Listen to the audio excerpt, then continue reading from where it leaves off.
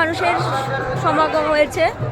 দেশের বিভিন্ন প্রান্ত থেকে মানুষ এসেছে গঙ্গা স্নানে। সবাই কিন্তু অনেক ভোর থেকেই এখানে চলে এসেছে গঙ্গা স্নানের জন্যে। আজ সকাল 7টা থেকে গঙ্গা স্নানের মহাতিথি শুরু হবে। দেখতে পাচ্ছ এটা কিন্তু 1 নম্বর ব্রিজ, এটা একটা নয়, এরকম 5টা 6টা এরকম 5টা 6টা ব্রিজ এখানে আছে। এখানে বিক্রি হচ্ছে বিভিন্ন পুজোর ফুল।